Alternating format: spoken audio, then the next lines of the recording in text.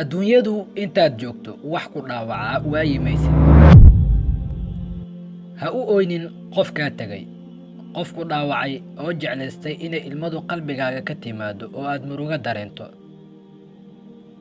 Waxaad ogaataa inay noloshaada xor tahay oo uusan qalbigaagu u xirneen qofkaas.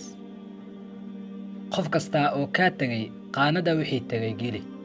Ogow, qofka sida dhabka ah kuu jecel marna kaama ilmaysiiyo. qofku jecel kaama tago. Sidoo kale ogow calafkaagu inuu xag alle ka qoran yahay. Laga yaabee inaad qof sanado socoteen aadan is calfan. Calafkaaguna mar laba seegi maysid.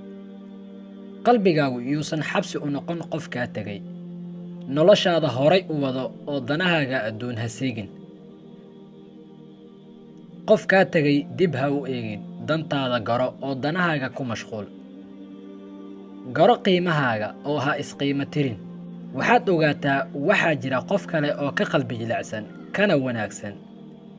Ha isku dullayn qof kaa tegay, hana u ogolaan inuu qalbigaaga dhinacuu doono u wado, qiimahaagana sare u qaad. Waxaad ogaataa qofku dhaawacay qalbigaaga nacayb ha ugu hayn.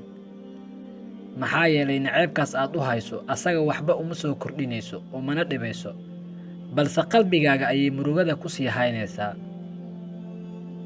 Mid kale ha ilaawin, qofku dhaawacay maalin ayuu ogaan doonaa xumaanta uu ku geystay intay la eg tahay.